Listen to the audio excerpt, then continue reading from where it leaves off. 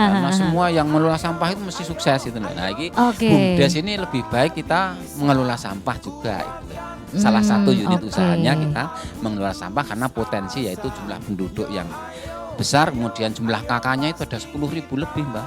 Cirenda itu hampir 90% sampahnya tidak lari ke TPA.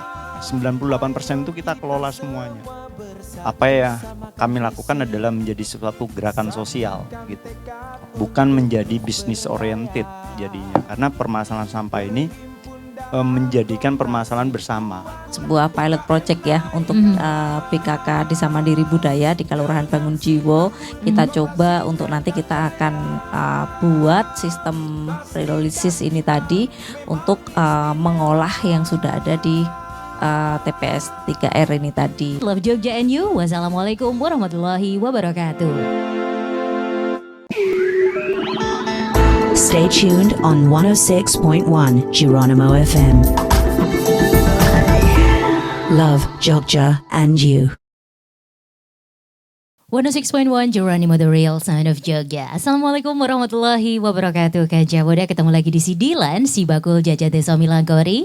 Yang tentunya acara ini diselenggarakan oleh Dinas Koperasi dan UKM Daerah Istimewa Yogyakarta dan didukung sepenuhnya oleh Dana Keistimewaan Yogyakarta. Di kesempatan kali ini Kaja Boda kita akan membahas ya di Sidilan ini satu bahasan yang cukup seksi sekali nih, apalagi kalau misalnya melihat kondisi akhir-akhir ini. Nah, apa itu? Kita tentang bahasanya itu adalah pemberdayaan masyarakat dalam pengelolaan sampah dan solusi berkelanjutan. Nah, maka dari itu kita akan langsung saja memperkenalkan satu persatu narasumber kita untuk hari ini. Yang dari ujung sana dulu, seperti biasa, Sugeng Sonten, kanca muda semua, Mbak Prita, ada Mbak Ratna ya, seperti biasa. Nanti ini yang bau rekso dari Dinas. Horor dong.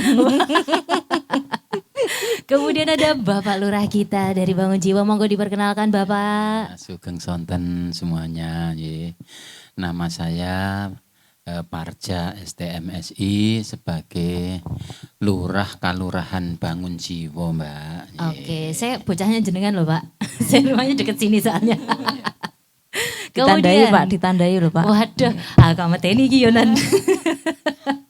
Kemudian ada Mas Dimas juga, ini dari Get Plastik ya Mas ya. Iya. Nah, halo, selamat sore. Mas Dimas siapa dong nama panjangnya biar makin sayang Kanca Muda. Oke, saya namanya Dimas Bagus Wijanarko. Ya, cari Instagramnya ya nanti Kanca Muda. Oke, Mas Dimas ini di Get Plastik sebagai? Saya sebagai founder, ketua yayasan, sekaligus inovator untuk teknologi pirolisis. Oke, baik. Nanti seperti apa ya yang sedang dikerjakan sama Mas Dimas dan timnya? Iki aku yuradong. Tadi apa pirolisis, Mas? Iya, pirolisis. Itu apa? Saya taunya skoliosis, Mas. Iya, pirolisis itu kayak apa ya? Teknologi dekomposisi kimia ataupun teknologi yang dia merubah material solid untuk menjadi liquid.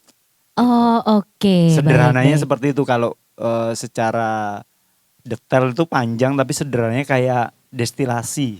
Oh, penyulingan Oke, gitu bahasanya. Oke, baik. Berarti ini bisa dicairin Mas ini. Iya, dicairin uang. Oke, apa, termasuk cairin uang juga bisa dicairin di sana ya. Iya, gitu. Oke, baik. Nah, sebelum kita akan lebih jauh lagi ngobrol sama Mas Dimas tentang seperti apa pengolahan sampah di Get Plastik ini, terus juga solusi-solusi apa yang bisa diberikan juga. Nah, tapi sebelumnya kita akan ngobrol dulu dengan Pak Parjo. Oke, ngobrol apa nih Pak? Kok malah takon? Ngobrol tentang pengelolaan sampah di Bangunjiwo. Oke, nah ya, itu yang saya pengen tahu Pak. iya. Belum diambil Pak, numpuk di depan rumah Pak, sampah Pak. Langganan sama siapa? Nah itu sama siapa ya waktu itu lupa. Nah, Mungkin boleh diceritain secara garis besar ya kondisi persampahan ini khususnya di daerah Bangunjiwo. jadi begini, pengelolaan sampah di Kalurahan Bangunjiwo ini sudah kami rintis itu mulai tahun 2019 nih. Ini sebelum ada Perbub yang terkait dengan pengelolaan sampah. Jadi kita sudah merintis ya, itu kenapa saya tertarik di sampah ini karena kita melihat di Bangun Jiwo ini kan kok banyak dari swasta itu yang ngelola sampah. Nah, kebetulan BUMDes kita itu kan ada kemarin mengelola kuliner ya, sama air isi ulang. Nah, ini kita tambah usaha satu lagi apa, sampah. Nah, ini potensi yang ada di Bangun Jiwo karena dengan jumlah penduduk yang cukup besar ya, 30.000, kakaknya 10.000. Nah, ini kala itu saya berpikir kalau ini nanti kita ngelola sampah, kita ambil 10.000 saja, ini sudah sangat menarik ya. Tentunya harapan kita ini memang di Bangun Jiwo ya, ini sampah memang bisa tertangani kan gitu ya. Nah, jadi kita mulai 2019 itu sudah sosialisasi, menentukan tempatnya ya, dan kala itu sampah belum menjadi masalah yang sangat sangat heboh seperti ini. Iya, betul. Nah, jadi kita mencari pelanggan itu masih sulit dulu karena pelanggan sudah banyak yang berlangganan dengan swasta. Iya, betul. Itu ya. Nah, kita tertarik mengelola sampah, kemudian kita mulai membangun infrastrukturnya di tahun 2020, membuat ini tempat pemilah baru ya, pemilah sampah. Nah, awalnya itu ketertarikan kami, yaitu terkait dengan pengelolaan sampah yang menjanjikan. Nah, before it was cool itu tadi Pak ya, ini sebenarnya untuk pengelolaan sampah di Bangun Jiwo itu dimulai tahun berapa? Kami rintis tahun 2019, kemudian kalau kita mulai running mengelola sampah itu tahun 2021. Karena 19 baru sosialisasi, kemudian 20 itu kita mulai membangun infrastrukturnya, ya. 21 ini mulai pengelolaan sampahnya. Nah, kebetulan kita itu tahun 2021 ini masuk di tercatat sebagai Desa Mandiri Budaya. Nah, Desa Mandiri Budaya itu kita mendapatkan kucuran dana istimewanya, itu 1 miliar per tahun itu dari Pak Gubernur, itu mulai 2022, namun ya tadi 2021 itu 2021 itu dibangun dengan dana DD dan dana desa dan dana kelurahan, dana pendapatan asli desa.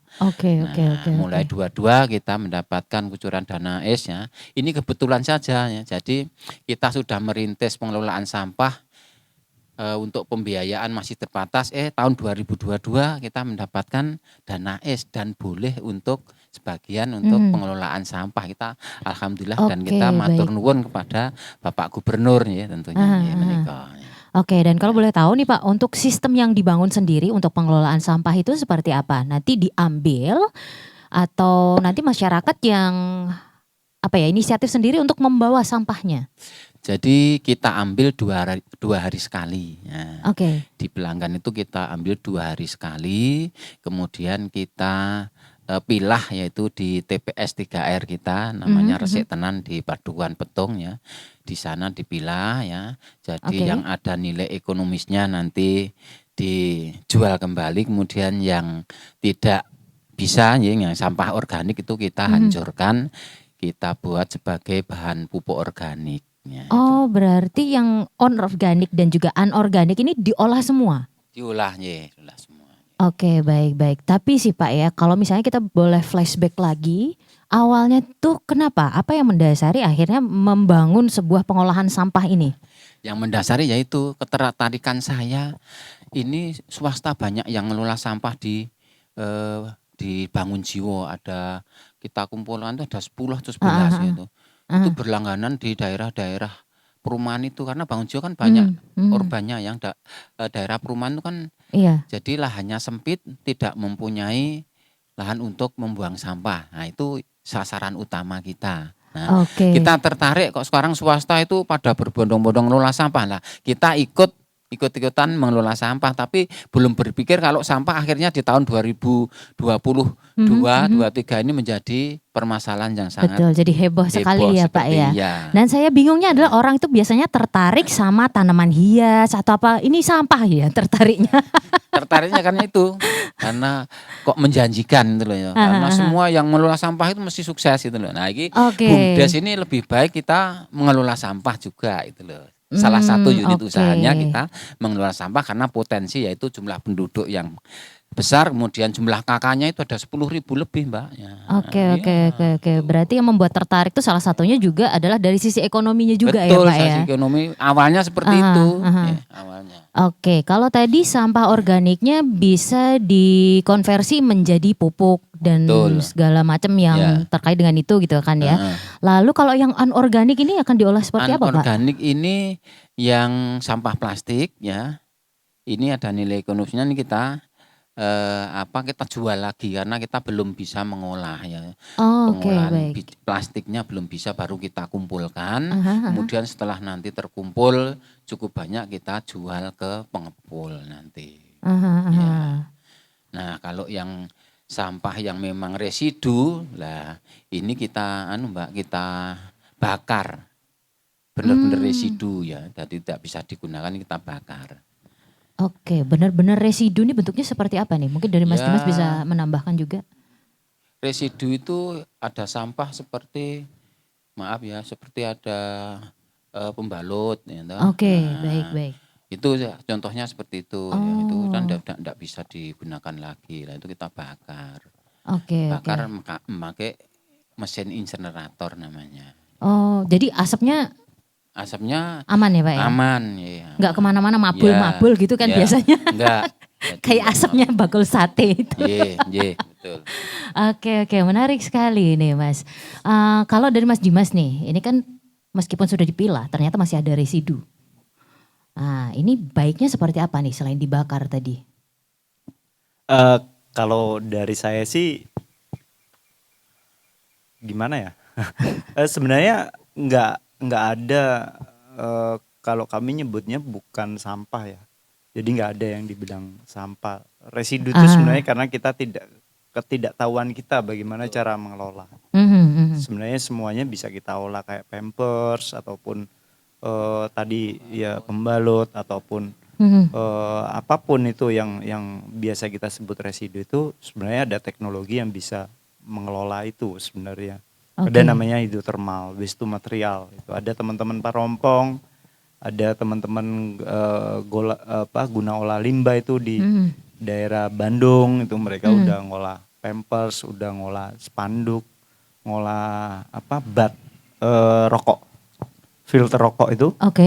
Mereka jadikan waste to material. Jadi sebenarnya itu tadi karena ketidaktahuan, knowledge, kurangnya transfer knowledge biasanya yang terjadi di masyarakat itu akhirnya itu disebut sebagai waste. Gitu. Baik. Intinya. Nah, yang saya cukup penasaran, ini spanduk di recycle jadi apa Mas? Vinil itu dia ada kandungan kloret yang cukup tinggi. Kalau dia dipakai teknologi thermal, dia tidak akan menghasilkan sesuatu yang bagus gitu. Biasanya kalau spanduk vinil itu dia rubah jadi tas. Kalau mau ngecek apa sih yang dilakukan untuk spanduk itu bisa dicek di teman-teman dari Stufo. Stufo itu teman-teman di Good School Jakarta.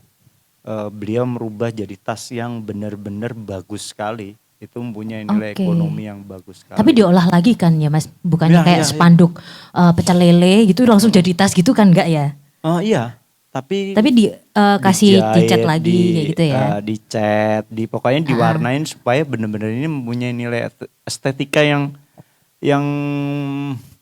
mempunyai nilai ekonomi, ada value dari nilai estetika itu gitu. Jadi karena mereka ini teman-teman anak seni, mereka yang melakukan satu riset lebih dalam di dunia seni ini, hasilnya itu cukup menarik gitu. Bisa nggak kalau kita bilang semua bahan yang ada di sekitar kita itu bisa di recycle? Semua material itu sebenarnya bisa di recycle, semua material, Apapun apapun itu ya? bentuknya, Oke. gitu. Maaf kata ya kalau kita bilang jangankan material, dia berbentuk material yang seperti produksi gitu, yang after production seperti umpamanya kotoran hewan ataupun kita itu masih bisa diolah. Itu gas metannya itu Oke. masih kuat. Jadi setiap di kandungan material itu tuh dia mempunyai kandungan-kandungan mineral gitu, yang itu bisa mempunyai nilai tersendiri gitu. Kalau pengelolaannya tepat ya. Oke, nah itu pengelolaannya tepat kan, udah jadi jangan coba-coba diolah sendiri di rumah ya. Ada gas metana di rumah tahu-tahu meleduk nanti ya. Oke, nah lanjut lagi sama Mas Dimas. Ini kan dari Get Plastic, tapi sebenarnya apa sih inti yang dikerjakan di Get Plastic ini? Visi misinya seperti apa gitu? Kalau visi kami sih yang jelas Indonesia bisa terbebas dari permasalahan sampah plastik ya terutama ya, karena memang kami fokusnya di sampah plastik ya. Tapi yang jelas yang paling penting itu adalah apa ya kami lakukan adalah menjadi suatu gerakan sosial gitu. Bukan menjadi business oriented jadinya, karena permasalahan sampah ini menjadikan permasalahan bersama gitu. Kalau dari Get Plastic, makanya kenapa saya nggak bikin perusahaan ataupun saya bikin bisnis ya dalam waste management bisnis gitu, tapi saya lebih mendorong ke yayasan karena bagi kami ada tiga faktor yang melatar belakangi kenapa sih permasalahan ini nggak pernah selesai gitu. Yang menjadi pertanyaan terbesar adalah isu ini mau diselesaikan atau mau dipelihara. Oke, baik. Kan itu kan pertanyaannya gitu. Kalau mau dipelihara ya udah jangan pakai teknologi, jangan diapa-apakan gitu, biar ini berjalan terus kan sampai anak cucu kita, sampai generasi selanjutnya gitu. Tapi kalau ini mau diselesaikan seperti tadi Pak Lurah sampaikan gitu, ada manajemen waste yang dilakukan kan gitu. Pengumpulan sampahnya, dipilahnya, ada yang mulai nilai ekonomi bisa di recycle lagi kan gitu kan. Tapi ada beberapa hal yang memang seharusnya tidak dilakukan juga. Bagi kami 3 hal ini yang selalu fatal dalam permasalahan sampah kita itu, kalau kita mau mengacu pada negara-negara maju adalah social engineering dan support system yang nggak terbangun. Yang kedua adalah waste management platform yang nggak ada. Yang ketiga adalah fasilitasnya nol. Oke, baik. Kenapa itu menjadi suatu pilar penting ya, atau enggak penting karena masyarakat kita edukasi, sosialisasi, dipilah sampahnya, udah terpilah semuanya, petugas datang, fasilitasnya enggak ada, dikumpulin sama petugasnya jadi satu, buang ke TPA, kan gitu. Terus social engineering-nya bagus, masyarakat udah aware ya terhadap permasalahan sampah, mereka pilah-pilah, udah jalan ya kan, terus habis itu fasilitasnya nggak ada, fasilitasnya nggak ada ya ke TPA lagi kan. Kalau fasilitasnya ada tapi social engineering-nya nggak jalan, masyarakatnya nggak aware terhadap itu, mangkrak itu fasilitas. Bener nggak? Iya. Mangkrak kan, fasilitas butuh bahan baku kan untuk diolah. Kalau masyarakatnya nggak aware, nggak mau buang sampahnya pada tempatnya, nggak mau milah-milah sampahnya, kan cost banget ya milah sampah itu, cost banget, mangkrak itu fasilitasnya, saya jamin. Iya betul, kayak ibarat kata kita dikasih alat tapi nggak mau pakai, juga ngapain alatnya gitu kan ya. Nah, makanya ini 3 pilar ini sangat penting gitu. Sama waste management platformnya juga gitu. Masyarakatnya udah aware, masyarakatnya udah peduli, masyarakatnya udah disiplin untuk milah sampahnya, fasilitasnya bagus, tapi nggak ada jembatan atau transfer waste-nya ke fasilitas itu. Umpamanya ya udah dipilah, tukang sampahnya nggak mau ngambil, nggak ada sarana ataupun manajemen yang bagus untuk mendelivery sampah itu ke fasilitas, ya udah nggak jalan. Oke, oke. Kan Jadi gitu. harus berkesinambungan ya. Iya, nggak bisa, makanya Get Plastik dalam gerakannya kami selalu menegaskan itu. Harus ada pendampingan, harus ada edukasi. Karena yang pertama kita bangun, kalau mesin sih bisa beli ya di mana aja ya. Teknologi bisa beli di mana aja. Tapi membangun support system, membangun social engineering di masyarakat itu nggak mudah. Oke, nah ini cukup menarik nih ya. Membangun social engineering, awareness dari masyarakat. Yang kalau kita ngomongin soal masyarakat, layernya banyak nih. Ya. Dengan masing-masing karakternya gitu kan ya. Mungkin dari Pak Lurah dan juga Mas Dimas.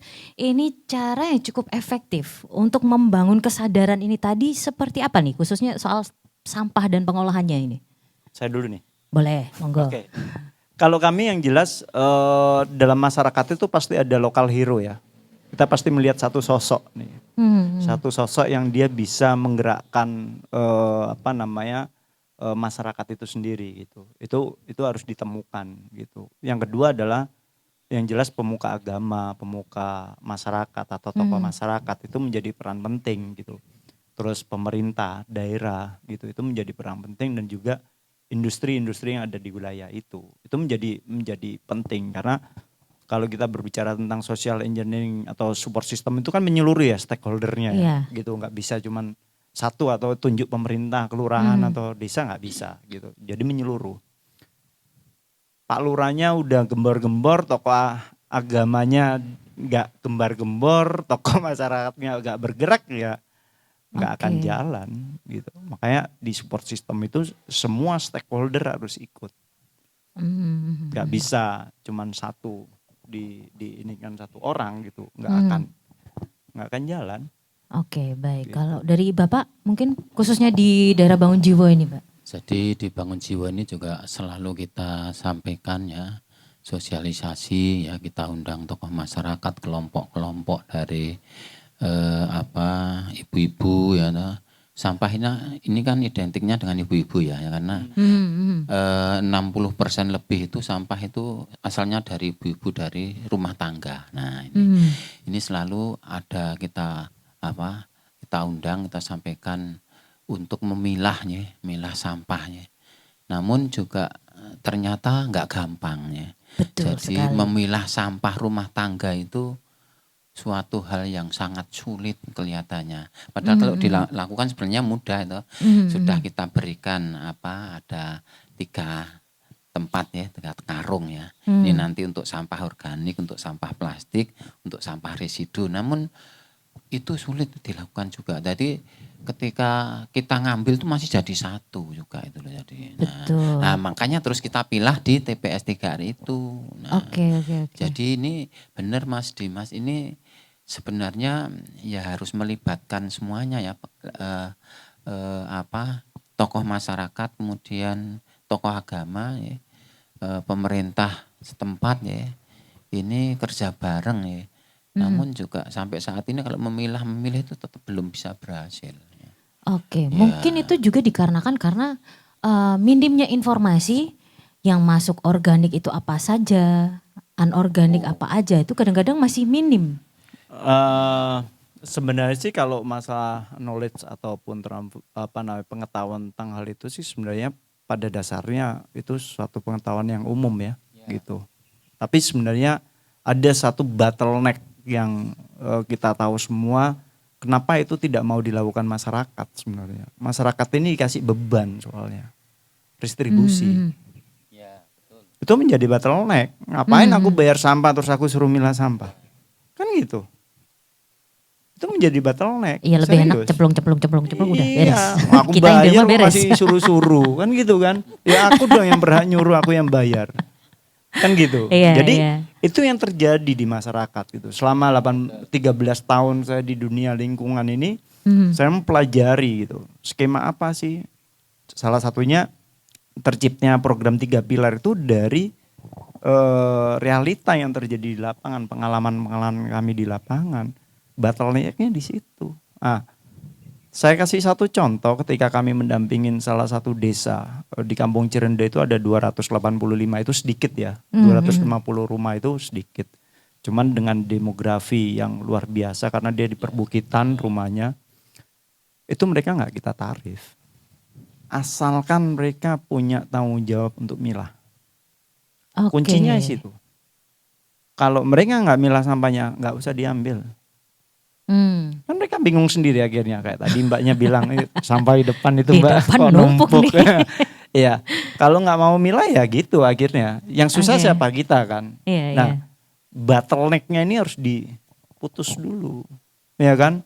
Jangan mereka kasih beban dengan tanggung jawab 15.000 ataupun sampai 30.000 itu ya nilai yang lumayan juga ya. Gitu. Kalau bilang kecil ya kecil gitu, ya kan. Tapi kalau dikalikan gitu kan lumayan juga kan. Gitu. Iya. Nah, cuman sebenarnya kenapa sih restribusi itu diadakan? Sebenarnya itu kan tujuan awalnya itu kan menjadi satu tanggung jawab buat masyarakat untuk mereka bertanggung jawab terhadap permasalahan sampahnya. Tapi itu udah nggak bisa berlaku dengan sekarang. Karena apa? Gitu. Karena kita punya program tadi 3 pilar tadi, program untuk pilah sampah tadi itu. Nah, kalau setahu dulu itu kan kita masih belum ada sampah-sampah yang anorganiknya belum terlalu banyak ya, mungkin ya restribusi itu ada. Jadi ya udah cemplung berangkat, cemplung berangkat. Nah, coba kalau umpamanya sampah itu udah terpilah, masyarakat nggak dikenakan restribusi, ketika sampah yang terpilah ini udah diangkut, TPST mungkin nggak perlu milah lagi. Tinggal tahu, oh ini sampah yang punya nilai jual, ya kan? Tinggal disisihkan, jual langsung, dapat duit tuh dari situ. Oke. Kan gitu. Iya. Yang organik langsung lempar ke area organik, ya kan? Yang tadi katanya Pak Lurah ada residu, tinggal dibawa ke tempat residu, gitu. Jadi di TPS itu yang bagus dalam sistem selama saya beberapa tahun di Jepang itu, di Jepang ada tempat pengelolaan yang cukup bagus.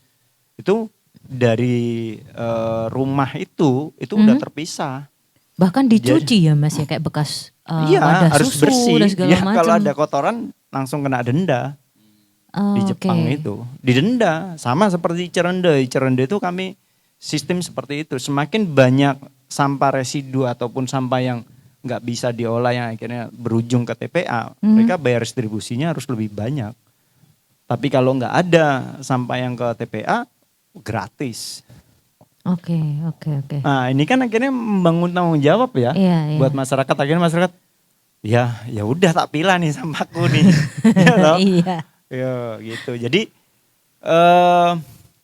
saya sih sedikit keras ya dalam hal masalah lingkungan ini kepada semua stakeholder ya, terutama pemerintah ataupun siapapun itu, swasta terutama ya, karena mereka produsennya ya, gitu.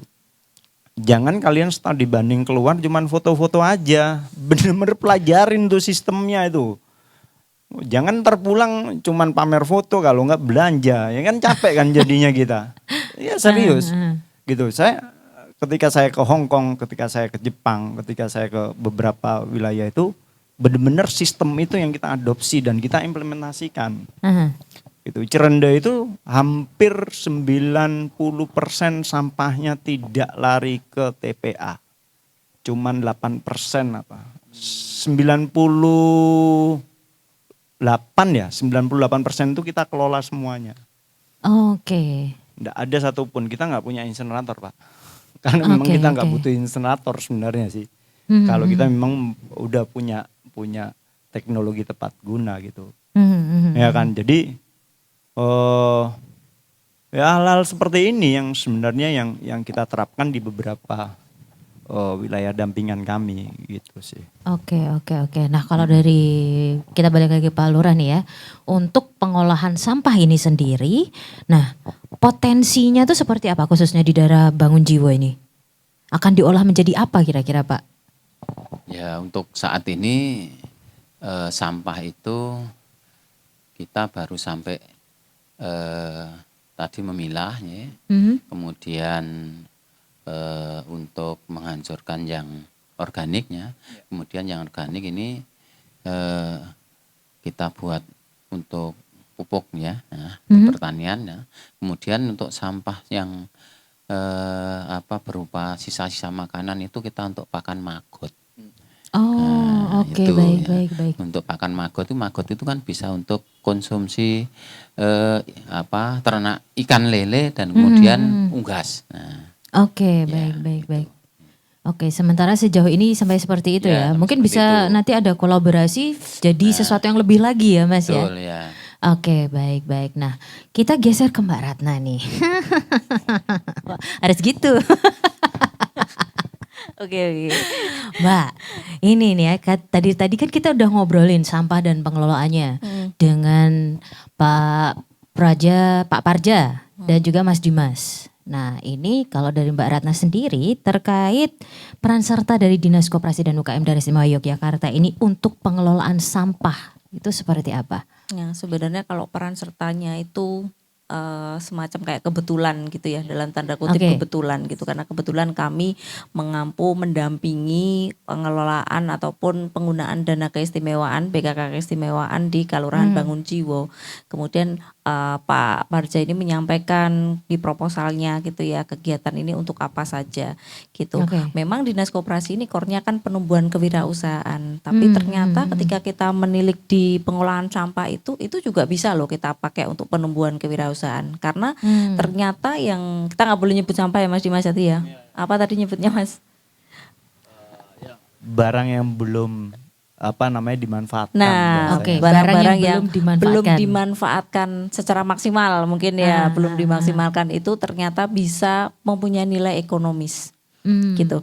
Mungkin kalau di beberapa waktu belakangan atau yang sebelum-sebelum ini pengelolaan sampah itu dibuat untuk beberapa kerajinan misalnya, tapi ternyata setelah kita menilik, oke lah mungkin itu ada nilai ekonominya, tapi ternyata dia hanya memperpanjang usia sampah itu sendiri gitu loh. Tapi tidak diolah menjadi sesuatu bentuk yang lain yang bisa benar-benar dimanfaatkan dan benar-benar dia terurai semuanya gitu. Jadi dia menjadi sesuatu hal yang memang pengolahannya ini berkelanjutan. Seperti itu. Nah, mau tidak mau, suka tidak suka, akhirnya kita harus ikut belajar nih supaya dalam pengelolaan dana keistimewaan ini benar-benar bisa mendapatkan impact yang benar-benar didapatkan masyarakat gitu dan benar-benar tepat sasaran. Ketika berbicara terkait dengan pengelolaan sampah, sementara kita juga nol, nggak ada pengetahuan di sana gitu kan. Kita terus ya beberapa trial and error juga Mbak Prita sebelum aku ketemu sama Mas Dimas gitu kemarin, Mas Dimas ke kantor untuk audiensi memaparkan terkait dengan project preolisisnya itu ya Mas ya.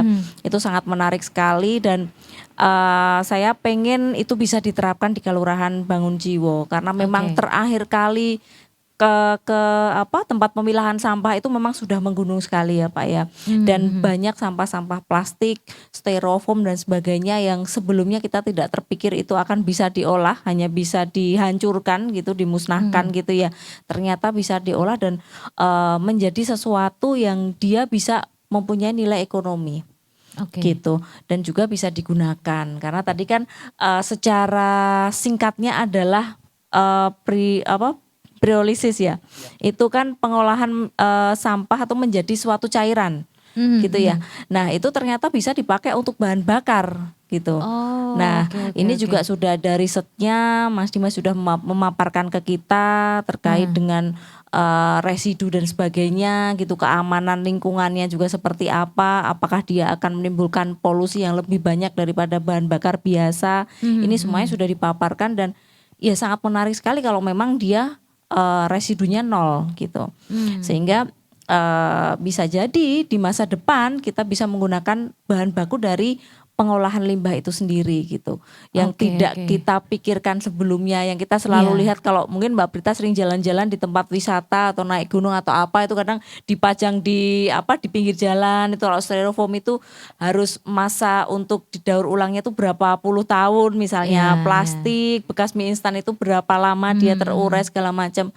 Nah, kalau kita punya teknologi ini, inovasi seperti ini kan kita nggak perlu nunggu dia terurai bertahun-tahun. Dia bisa terurai dengan mudah dan juga hasilnya juga bermanfaat gitu. Dan ini hubungannya dengan peningkatan perekonomian masyarakat juga gitu.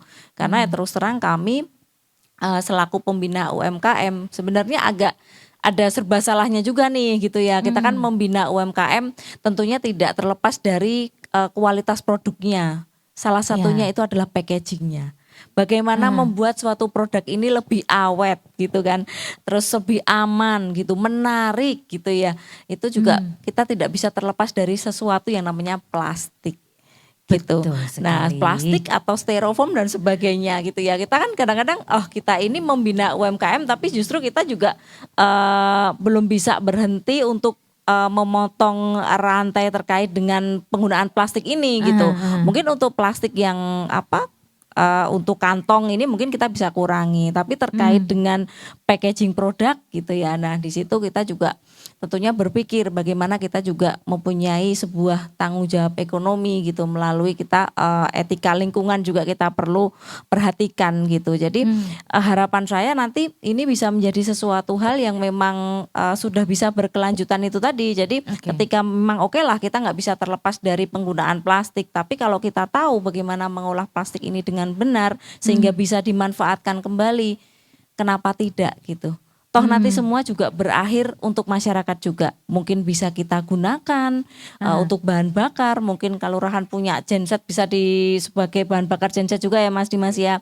Gitu sudah bisa mengurangi kos operasional. Mungkin nanti bisa juga nanti dipakai untuk ngisi transportasi yang ngambilin sampah di kelurahan sini gitu kan. Lumayan Mbak Prita sebagai warga nggak usah bayar misalnya gitu ya Pak ya. Menarik misalnya. Tapi kan tentunya kesadaran itu juga perlu dibina juga dalam artian sebagai warga ya harus dong kita mulai kesadaran dari diri sendiri untuk memilah sampah, mulai membersihkan sampah gitu ya. Tapi tentunya ini secara dukungan pasti kami juga hadir di sana. Plastik bisa diubah menjadi zat cair gitu kan ya. Dan ini bisa digunakan untuk bahan bakar. Nah, plastik sendiri ini kan macam-macamnya banyak nih Mas. Plastik seperti apa sih yang bisa didaur ulang gitu kan? Semua jenis atau memang ada bahan tertentu gitu? Kalau kita sebenarnya bahasanya gini, plastik itu sebenarnya 98% itu bahan baku utamanya dalam minyak bumi. Oke. 95%. Hampir di seluruh jenis plastik, hampir ya. Jadi nggak semuanya memang gitu. Ada jenis plastik PET, dia memang plastik yang penggunaan bahan bakar minyak buminya itu hampir kurang lebih 80%. Tapi dia pakai 3 jenis bahan bakar. Ada bahan bakar minyak cair atau bahan bakar padat atau tar, dan yang terakhir adalah gas alam. Oke. Jadi baru tahu ya. Iya betul. Ya biasanya tinggal pakai doang sih Mas, nggak perlu jadi pusing plastik mikir itu itu sebenarnya sih. kalau kita mau tahu lebih dalam, plastik itu sebenarnya terbuat dari minyak bumi dan gas alam. Itu 2 komponen bahan baku utama dari pembuatan plastik. Prosesnya di monomer, setengah monomer dia dipolimerisasi. Ya kan, ketika dipolimerisasi dia akan menyatu menjadi biji-biji plastik. Gitu. Jadi kalau berbicara plastik itu adalah rantai karbon panjang, rantai karbon panjang yang mempunyai rantai sampai ribuan, tergantung plastiknya jenisnya apa ya. Gitu. Dia ada CH, plastik itu karbon hidrogen dia, gitu. Kalau jenis PP itu dia ketambahan N, gitu. Jadi jenis plastik PP ini adalah jenis plastik yang mempunyai karakter terbagus di antara jenis plastik lainnya. Tidak mudah sobek ya Mas ya? Tidak begitu, tapi dia food grade. Karena lebih aman. Dia ada rekayasa genetik. Oke, itu kayak mana itu Mas? Dia ada penambahan rantai karbon.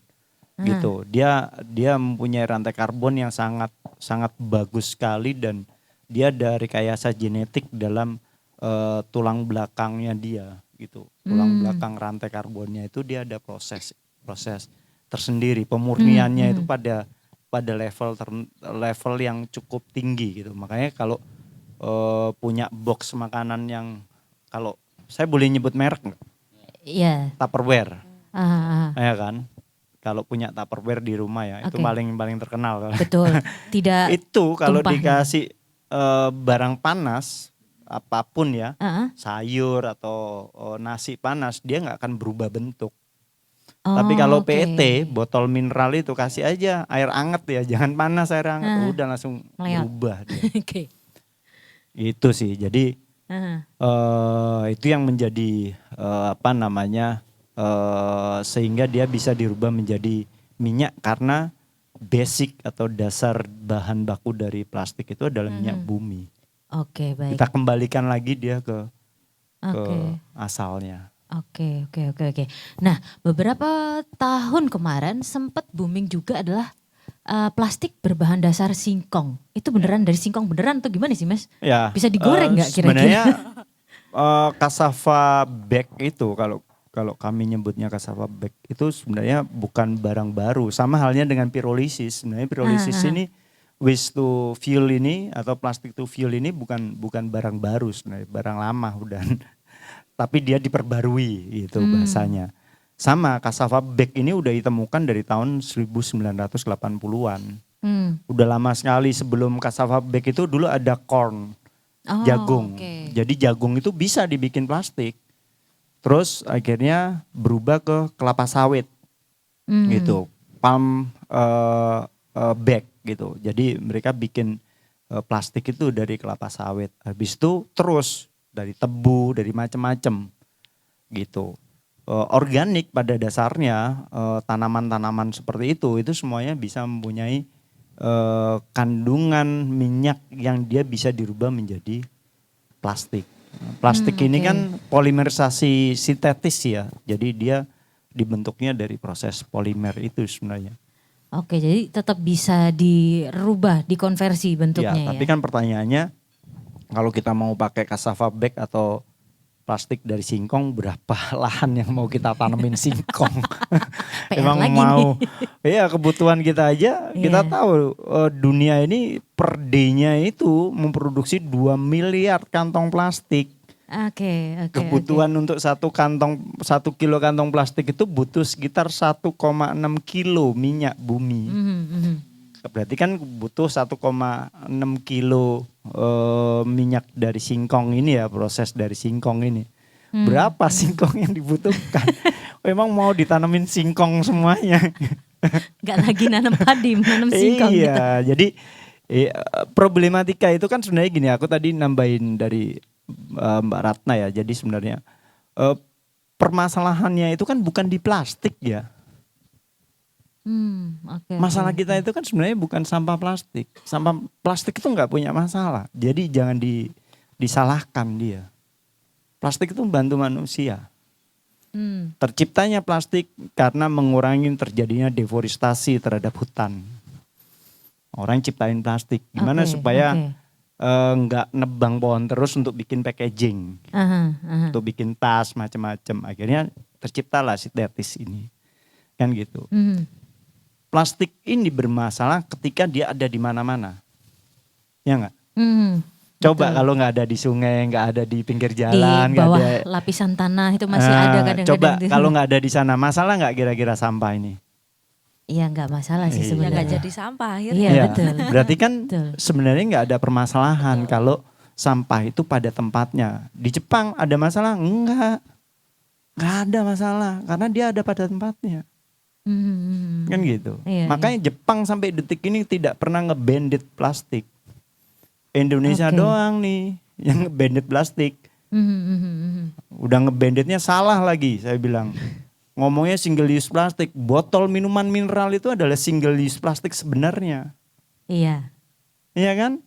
PET itu adalah plastik yang sekali pakai. Gak bisa dia pakai lagi. Kenapa itu gak i-bandit? Kenapa itu gak ditolak? Alasannya banyak. Oh masih ada kemanfaatannya, masih mempunyai nilai jual. Semua punya nilai kalau kita bisa memanfaatannya. Oke. Kan gitu. Jadi Betul. kita ini kayak standar ganda gitu loh. Double standard kita kalau saya bilang itu. Ya kan, satu teman-teman aktivis nolak plastik sekali pakai gitu. Tapi satu sisi ada plastik yang nggak tertolak, tapi plastik itu sebenarnya sekali pakai.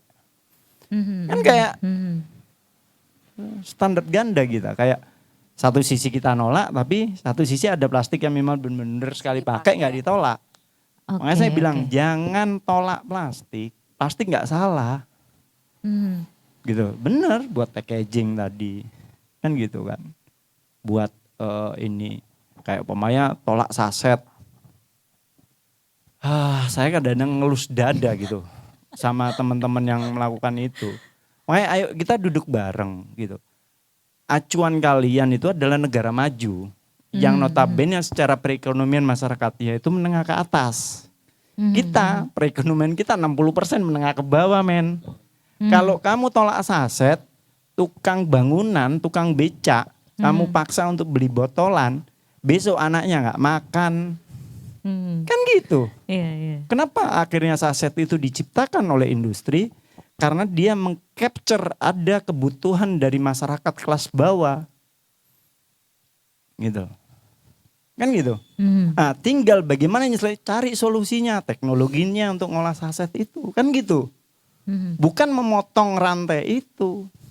Sama kayak kamu pingin ngusir tikus dalam gudang jerami, kamu bakar gudangnya, kan gak seperti itu kan. Gitu. Nah ini yang bagi saya cukup lama di dunia lingkungan ini ya gitu. Jadi cukup menggelitik bagi saya. Jangan mengacu pada, jangan berbicara tentang kita menjaga alam ini. Alam nggak perlu kita jaga kok. Alam ini nggak ada manusia nggak mati, dia tetap hidup kok. Iya kan? Manusia yang tanpa alam nggak bisa hidup. Kan gitu. Makanya jangan mengatasnamakan kalian menjaga alam untuk kepentingan tersendiri untuk kalian. Jadi saya selalu sampaikan, masyarakat kita ini masih belum masyarakat yang menengah ke atas secara perekonomian. Gitu. Saset itu masih butuhkan. Bukan berarti saya dukung, saya nggak ada di endorse sama siapapun ya. Jadi saya cuma ngomong realitanya aja, gitu loh. Saya ngomong kayak teman-teman mahasiswa yang magang ataupun dia KKN di desa gitu, yang dia bukan dari keluarga mampu, terus dia berangkat ke sebuah desa. Aku tinggal di sini cuma seminggu, masa beli sampo botolan, akhirnya beli sasetan buat ngirit supaya dia juga bisa jajan, bisa. Kan ini menjadi realita yang ada di lapangan kan, nggak bisa kita pungkiri, gitu loh. Nah, yang kita harus lakukan, kita dorong perusahaan itu untuk mencari solusi menyelesaikan permasalahannya. Kayak tadi Mbak Ratna, tanggung jawab sosial tentang permasalahan lingkungannya karena UMKM, makanya dilakukan pengolahan sampahnya. Ini yang harus kita dorong, gitu loh. Ya, bagi saya sih bukan lagi waktunya untuk memperdebatkan itu, jadi demo untuk itu enggak, bukan waktunya, tapi kita cari solusi-solusi yang terbaik untuk menyelesaikan permasalahan ini. Oke, baik. Nah, kalau dari Mbak Ratna nih ya, solusi ini adalah hal yang paling bijak yang bisa dilakukan mengatasi permasalahan-permasalahan khususnya ke apa ya? Bukan sampah ya. Tadi apa Mas namanya? Barang yang belum terpakai aja. Barang yang belum terpakai. Itu harus kayak gitu. Nah, ini fasilitas apa yang akhirnya disediakan oleh dinas untuk bisa nge-boost up kayak UKM yang bergerak di bidang pengolahan sampah ini sendiri? Ya tentunya kalau di kami ya berusaha menyediakan fasilitas ya terkait dengan alat mungkin ya ataupun sesuatu yang dibuat menjadi inovatif untuk bisa mengolah barang-barang yang belum dimanfaatkan secara maksimal ini tadi supaya bisa mempunyai kemanfaatan yang lebih maksimal. Nah, kita mungkin bisa sebut sebuah pilot project ya untuk PKK Desa Mandiri Budaya di Kelurahan Bangunjiwo. Kita coba untuk nanti kita akan buat sistem pirolisis ini tadi untuk mengolah yang sudah ada di TPS 3R ini tadi gitu, supaya paling tidak kita sudah memperlihatkan nih, ini loh yang kemarin barusan kita datang ke TPS 3R ini udah numpuk banyak, ini aja belum yang di tempat-tempat warga ada yang belum dibawa ke sana. Ternyata sedikit demi sedikit kita coba dan kita olah dan mempunyai hasil yang bisa digunakan lagi seperti itu. Nah ini memang di kami terutama belum pernah kita lakukan, walaupun mungkin di tempat lain sudah gitu ya, tidak dari binaan kami gitu, tapi yang dari binaan dinas koperasi yang kita dampingi baru di Kelurahan Bangun Jiwo. Dan saya ingin sekali nanti di sini mungkin kapasitas kita mungkin kecil dulu ya Mas ya, kita coba dulu karena juga nanti Mas Dimas juga perlu in charge juga di sini untuk mendampingi warga masyarakat dulu terkait dengan paling penting pengolahannya seperti apa, kemudian nanti edukasi ke masyarakat juga seperti apa gitu, untuk memilah sampahnya gitu.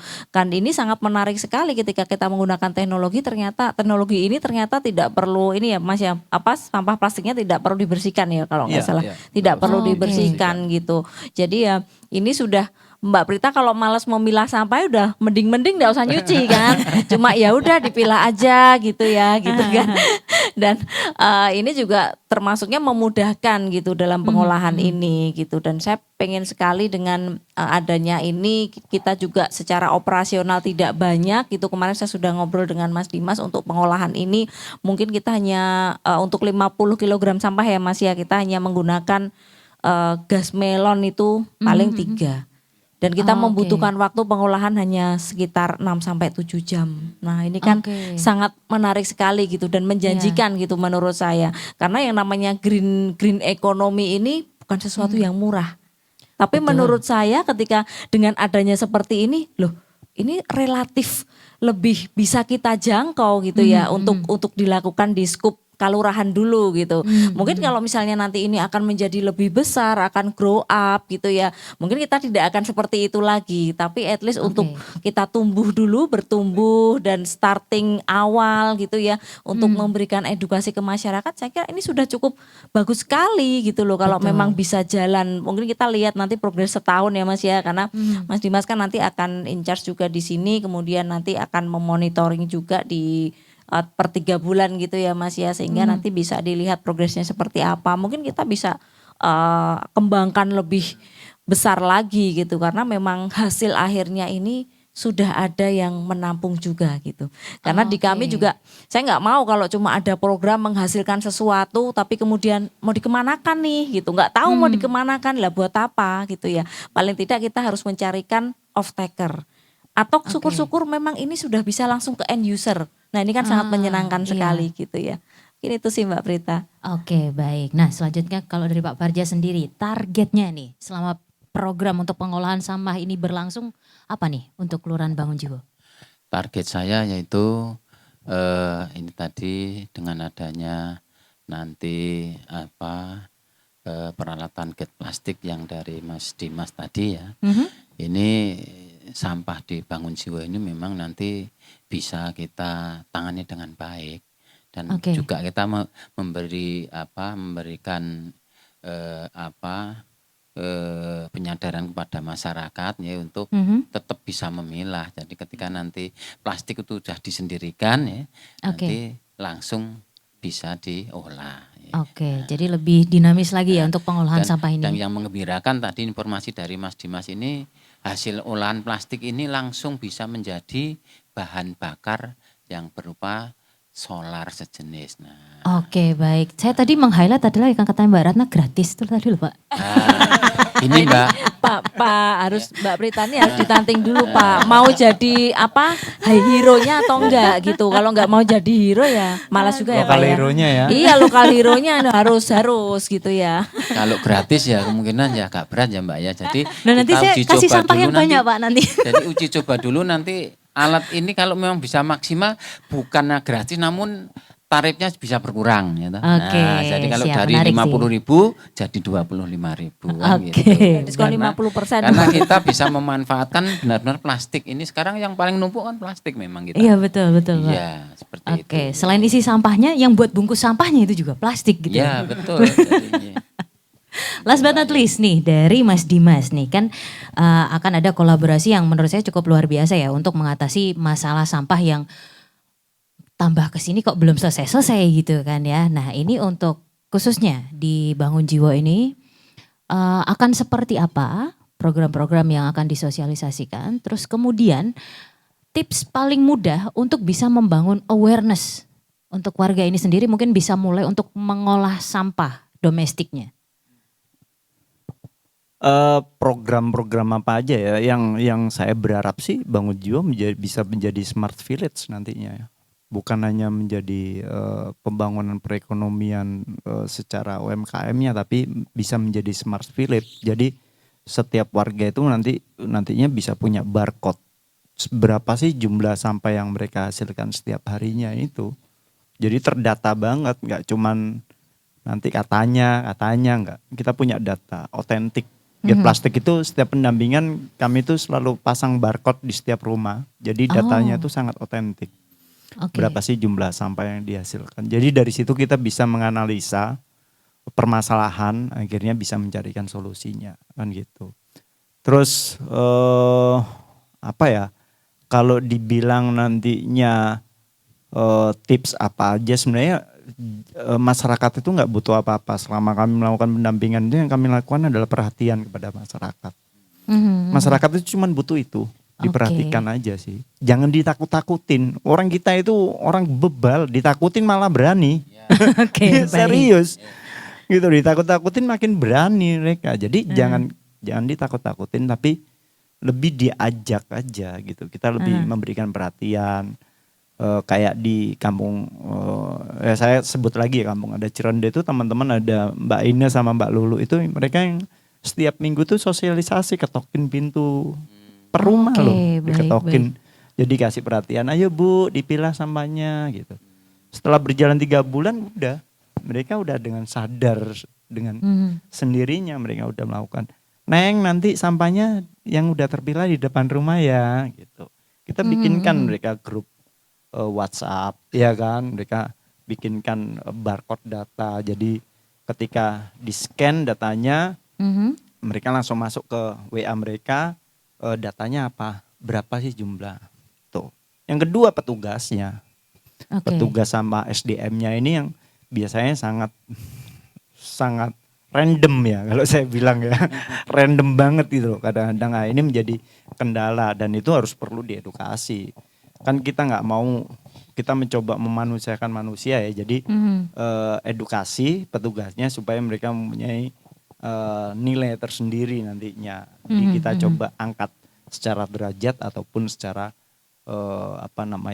penghasilan atau apapun lah bentuknya itu sih. Oke. Dan pastinya semoga program ini pun bisa membawa kemanfaatan khususnya untuk masyarakat Bangun Jiwo nggih Pak ya.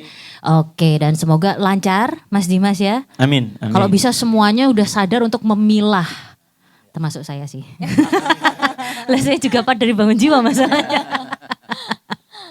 Baik, terima kasih Mbak Ratna untuk waktunya, Pak Parja, Mas Dimas juga untuk waktunya sudah bergabung di Sidilan episode kali ini dan pastinya Kanca Muda. Terima kasih juga karena sudah menyaksikan Dilan episode kali ini. Kita akan bertemu lagi di Sidilan episode selanjutnya, jadi tungguin terus ya. Untuk hari ini kita sampai di sini dulu. Terima kasih sekali lagi. Kita harus pamit ya, dan sebelum pamit yang pastinya untuk Sidilan ini sendiri diselenggarakan oleh Dinas Koperasi dan UKM Daerah Istimewa Yogyakarta dan didukung sepenuhnya oleh Dana Keistimewaan Yogyakarta. Kalau gitu Prita pamit, love Jogja and you. Wassalamualaikum warahmatullahi wabarakatuh.